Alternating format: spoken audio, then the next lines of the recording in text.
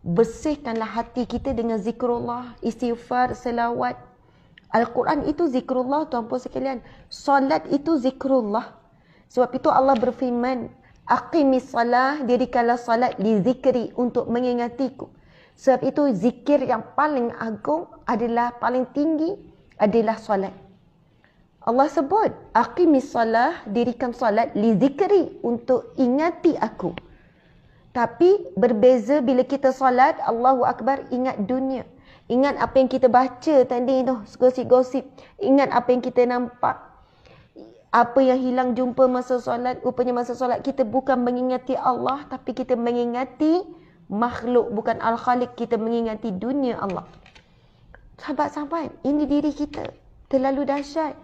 Bukan solat 2 jam, bukan solat 1 jam. Solat 5 minit saja. Ada orang semayang laju.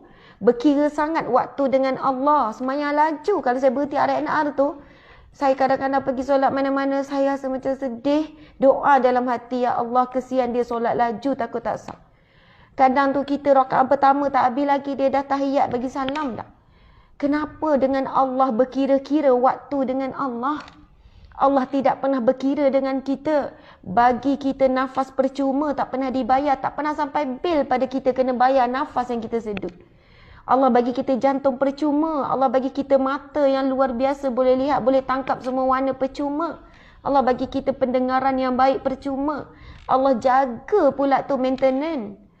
Kita tak pernah pergi ke hospital, doktor nak servis jantung, nak servis paru-paru, dah guna 40 tahun dah paru-paru ni. Sedup asap exhaustor, asap kilang pun sedut, asap ni, kod lah ada masalah. Tak pernah. Allah bagi percuma, Allah yang jaga, Allah yang Hafiz yang Muhaimin yang jaga. Allah yang Ghani yang Mughni, Allah yang Salam yang kesejahteraan. Allah bukan sekadar bagi kita percuma tubuh badan kita ni. Allah jaga servis, maintenance tu Allah yang jaga, tuan-puan sekalian. Tapi kita berkira masa dengan Allah. Allah tak berkira dengan kita, tuan-puan sekalian. Kita berkira bila nak sedekah, Allah bagi rezeki, tak berkira dengan kita walaupun kita kurang syukur.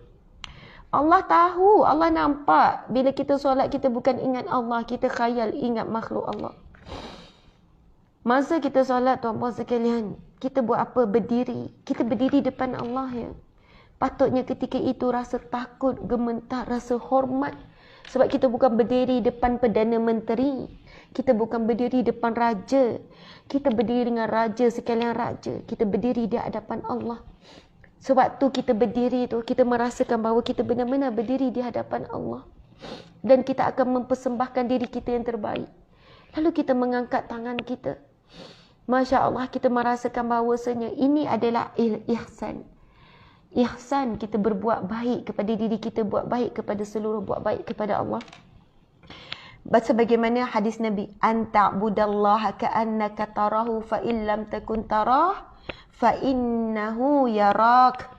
Subhanallah, hadis Nabi. Kamu melakukan ibadah, subhanallah, tuan-puan sekalian, bila malaikat Jibril bertanya kepada Rasulullah, apakah itu ihsan ya Rasulullah? Apakah itu ihsan? Apakah kedudukan manusia yang baik itu ya Rasulullah? Lalu Rasulullah menjawab, anta'budallaha ka'annaka tarahu.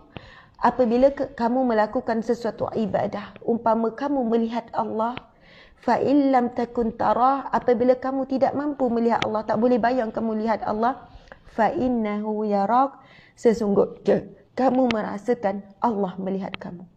Saat kita solat, tuan-puan sekalian, kita membayangkan kita berhadapan dengan Allah. Kita mengangkat takbir dan memuji Allah. Allahu Akbar. Allahu Akbar. Kita sebut apa? Allah yang maha besar. Lalu semuanya jadi kecil.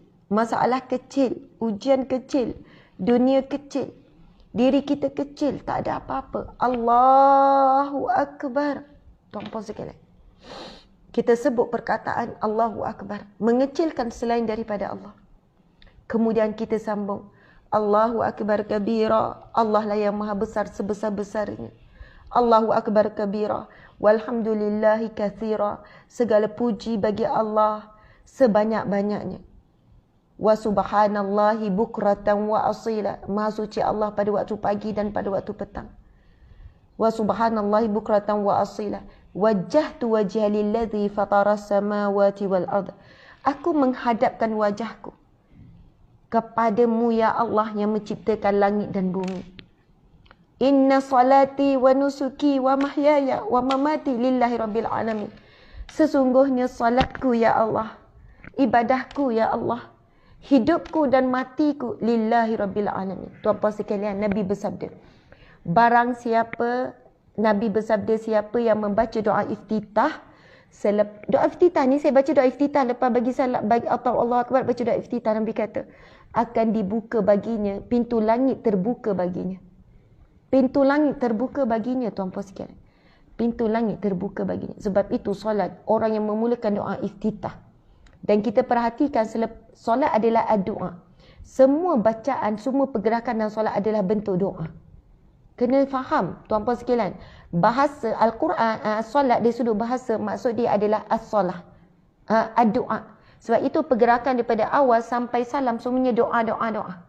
Sebab itu kita disarankan mula dengan doa iftitah, maksudnya doa pembukaan untuk langit dibuka bagi kita. Sebab itu dinamakan doa iftitah. Satunya, doa itu pembukaan kepada solat. Solat itu apa? Doa. Iftitah, solat itu, doa iftitah adalah pembukaan kepada solat dan pembukaan kepada doa. Faham ya? Dari sudut bahasa solat maksudnya doa. Permohonan, rayuan, pengaduan kita kepada Allah Subhanahu Wa Taala. Sebab itu dalam Al-Fatihah ada doa, ihdinas siratal mustaqim. Tunjukkan kami jalan yang lurus. Iyyaka na'budu wa iyyaka nasta'in. Hanya kepadamu kami sembah, hanya kepadamu kami minta pertolongan. Kita minta tolong dengan Allah. Sebab itu Nabi sebut wasta'inu bis-sabri was-salah. Kamu mohon tolong dengan Allah melalui sabar dan solat. Sabar dan solat. Sebab itu masalah bukan masalah, ujian bukan ujian sebenarnya bagi orang yang sentiasa dapat pertolongan Allah. Kita jangan risau, esok ujian apalah lagi, tahun depan ujian apalah lagi, lepas ni wabak apalah lagi. Ujian apa datang, bala apa pun datang, musibah apa pun, wabak apa pun akan datang. Bagi orang yang jaga solat, ia tidak ada kerisauan. Kerana dia pasti akan dapat pertolongan Allah. Tapi macam mana tuan-puan sekalian, saya juga selalu nak ingatkan diri saya dan sahabat-sahabat. Kita nak solat ambil wuduk, tolong jangan tinggalkan doa selepas wuduk. Itu hadis yang sahih. Nabi kata siapa yang ambil wuduk lalu dia membaca doa wuduk. Baca doa wuduk, tuan-puan sekalian. Nabi SAW menyebutkan hadis yang sahih, tuan-puan sekalian. Akan dibuka baginya 8 pintu syurga. Sebagian ulama mengatakan maksud 8 pintu syurga adalah akan dibuka baginya 8 pintu syurga, dibuka jalan-jalan untuk dibuat kebaikan untuk menuju ke syurga. Dan ada sebagian ulama mengatakan memang orang yang membaca setiap kali lepas wuduk, baca doa wuduk, di akhirat kelak akan terbuka 8 pintu syurga untuk dia masuk daripada mana-mana pintu syurga yang dia mahu. Tuan-puan sekalian, semua ini ada dalam bab solat. Ini zikrullah yang paling agung. Daripada azan lagi, azan Nabi bersabda, saya dah ulang banyak kali tapi pagi ni Allah izinkan saya ulang lagi. Mungkin ada orang yang baru hadir, orang yang tak pernah dengar. Lepas ni cari video-video kuliah saya yang lama, yang Riyadhus Shalihin juga, siri pertama saya terangkan, ada siri ke berapa? Siri ke 10 ke yang ke berapa belas? Saya terangkan detail dengan siap-siap tulis, sebab itu hari ni saya tak bangun, saya tak tulis. Sebab saya dah tulis semua dah hadis yang berkenaan dengan kelebihan bacaan doa selepas azan, kelebihan membaca doa selepas wuduk, kelebihan doa iftitah. Tuan-puan boleh cari dah video yang terdahulu. Nabi bersabda, sesungguhnya ini ada yang sahih, barang siapa yang membaca doa selepas azan, Allahumma rabbah zi da'wati tamah wa salatil qiyam, Nabi bersabda, maka wajib baginya, dijamin baginya syafaatku di mahsyar kelak. Dan ini hadis sahih, para alim ulama menyebutkan antara hadis yang paling kuat. Ciri-ciri orang yang akan dapat pertolongan Rasulullah, syafaat Rasulullah di mahsyar kelak, di hari yang tidak ada manusia yang boleh tolong kita. Suami, ibu, ayah, anak, siapa pun tak boleh tolong kita, Masya Allah, kecuali seorang manusia yang bernama Muhammad. Macam mana? Lepas ambil wuduk, baca doa wuduk, jangan tinggal. Ustazah, saya tak hafal. Tulis, print, tampal, baca. Ustazah, saya tak erti baca Al-Quran. Saya tak erti baca bahasa ni. Buka YouTube doa lepas wuduk. Ikut tuan-puan sekalian. Berjuanglah untuk syurga masing-masing. Berjuang. Kita hidup berjuang untuk dunia hidup selesa. Tapi kita akan tinggalkan dunia ini adalah sementara. Dan ini bukan kehidupan kita yang sebenar. Ini bukan kehidupan kita sebenar. Sebab kehidupan yang sebenar adalah kehidupan yang kekal abadi selepas kita mati. Ini kehidupan yang sementara. Yang kita bakal tinggal walaupun usaha macam mana pun untuk memiliki satu perkara, itu bukan milik kita, semuanya milik Allah. Jadi tuan-puan diminta azan, selepas kita baca, selepas kita dengar azan, baca doa selepas azan. Lepas tu kita ambil wuduk. Lepas ambil wuduk baca doa. Asyhadu an la ilaha illallah wa asyhadu anna Muhammadan abduhu wa rasuluh. Kalau ikutkan hadis yang sahih tersebut, setakat itu saja dah lengkap.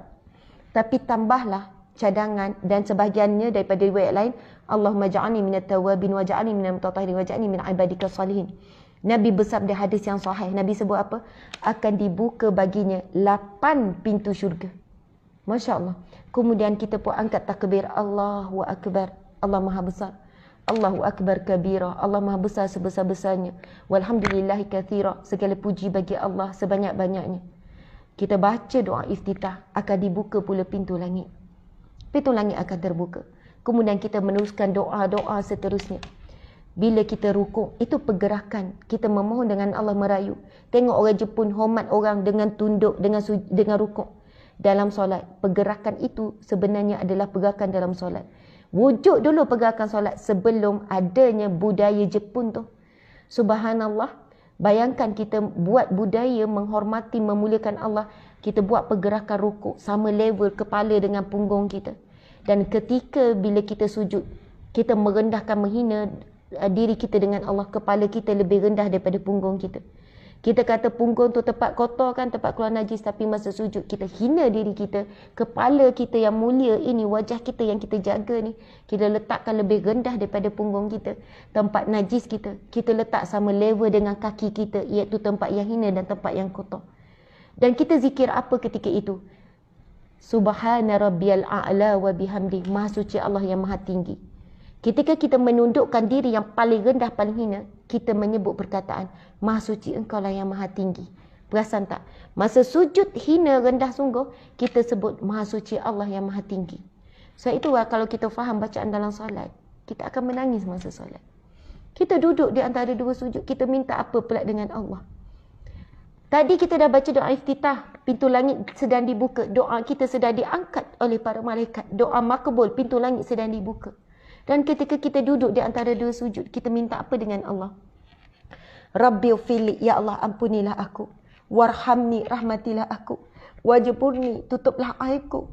Warfa'ni, tinggikanlah darjatku. Warzuqni, berikanlah aku rizkimu ya Allah. Wahdini, berikanlah aku hidayahmu. Wa'afini, berikanlah aku kesihatan, kekuatan tubuh badan. Wa'fa'ni, maafkanlah aku ya Allah. Subhanallah. Doa antara dua sujud tu tuan-puan sekalian, kalau kita faham maksud, kita tak sempat nak ingat dunia. Semua yang kita perlukan dalam dunia ada dalam doa antara dua sujud tuan-puan sekalian. Ada dalam doa antara dua sujud. Kita perlu apa? Rezeki. Kita perlu apa? Allah tinggikan darjat kita di sisi Allah, di sisi manusia.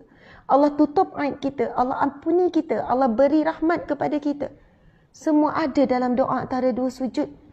Tapi sebab kita baca, kita tak faham maksud. Ustazah, saya bukan ustazah. Saya tak reti ustazah. Saya bukannya ada background agama. Buatlah alasan begitu. Buatlah. Kalau anda rasa tenang alasan begitu. Berapa tahun lagi kita nak solat untuk kita faham bacaan dalam solat? Umur kita dah 30, dah 40, dah 50. Adakah kita perlu 50 tahun lagi untuk faham bacaan dalam solat? Solat bukan untuk orang agama, bukan background agama, bukan ustaz-ustazah saja. Solat adalah untuk hamba Allah. Dan kalau kita hamba Allah, tolong faham bacaan dalam solat. Kalau kita boleh belajar bahasa Inggeris sampai kita boleh faham tulisan bahasa Inggeris, kita boleh faham bila tengok cerita bahasa Inggeris, tak tengok subtitle. Kenapa kita hamba Allah, kita tak boleh faham bahasa Allah? Kenapa kita tak boleh belajar dan hafal sikit apa maksud duduk antara dua sujud? Apa maksud Al-Fatihah? Apa maksud At-Tahiyyat? Yang kita baca tu, berapa ribu kali dah, berapa ratus ribu kali ke dah juta kali dah kita baca. Kita perlu berapa tahun lagi untuk kita faham? Beli je lah buku terjemahan bacaan dalam solat. Dalam internet ada terjemahan maksud tahiyat. At-tahiyyatul mubarakatus salawatut tayyibatu lillah. At-tahiyyat, segala segala penghormatan, at-tahiyyatul mubarakatuh, segala keberkatan, tayyibat, segala kebaikan, at-tahiyyatul mubarakatuh, salawat, segala rahmat dan kebaikan, lillah, bagi Allah. Assalamu alayka ayyuhan nabi wa rahmatullah, segala pujian, salam sejahtera kepada para nabi. Cuba baca doa, Allahumma hdini fi man hadait. Kita baca subuh tadi. Allahumma hdini fi man hadait, ya Allah berikanlah aku hidayah sebagaimana orang yang engkau beri hidayah. Wa'afini fi man afait, ya Allah maafkanlah aku sebagaimana orang yang engkau berikan kemaafan. Wa'afini fi man afait wa tawallani fi man tawallait, ya Allah berikanlah aku petunjuk sebagaimana orang yang engkau berikan petunjuk. Wa tawallani fi man tawallait wa barik li fi ma a'tait, ya Allah berkatilah segala apa yang engkau